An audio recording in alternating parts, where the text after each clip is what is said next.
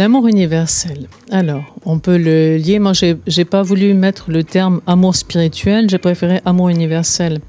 Parce que pour moi, la loi d'amour universel, c'est une loi d'amour.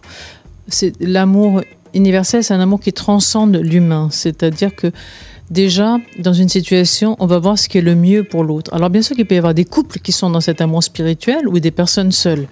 On dit que certains religieux ont atteint peut-être cet état, ça c'est possible. Mais je pense qu'on peut l'atteindre aussi à travers le couple. C'est-à-dire qu'on peut atteindre une certaine dimension spirituelle qui est vraiment, on essaye de faire ce qui est bien pour les autres, ce qui est bien pour ce qui doit être. C'est en relation avec les dimensions subtiles. Et ça n'est plus un amour égoïste et personnel qui cherche tout simplement à se satisfaire des choses, voilà, même à deux, on se satisfait mutuellement.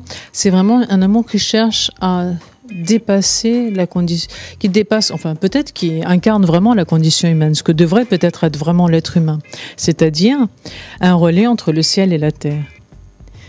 L'être humain est un être spirituel et en même temps matériel puisqu'il a un corps physique. Et qu'il est venu sur Terre par cet acte d'amour, cet acte sexuel qui n'est pas forcément un acte d'amour sur notre planète.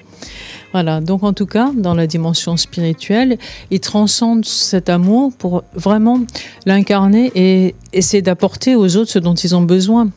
Ceux qui cherchent, dans la mesure bien sûr de ce qu'ils peuvent transmettre.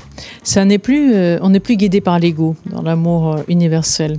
On est guidé par ce qui doit être. On est guidé par des dimensions subtiles qu'on peut appeler, certains appellent ça des guides spirituels, certains vont appeler ça Dieu ou peu importe le nom qu'on va mettre.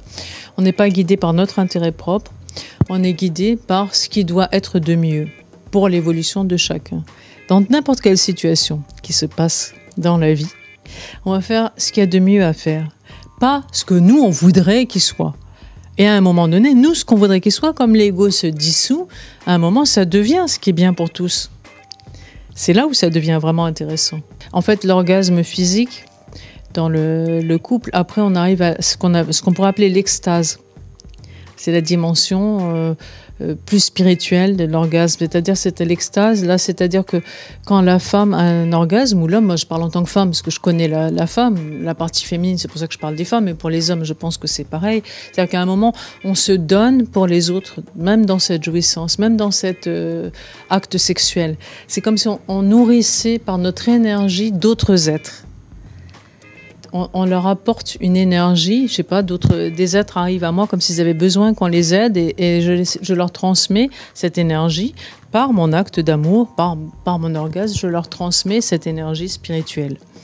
Ça, c'est l'amour pour l'amour dans le couple, l'amour universel dans le couple. Et pour l'homme, il faudrait interroger un homme pour lui demander ce que ça fait, parce que moi, je le vis en tant que femme.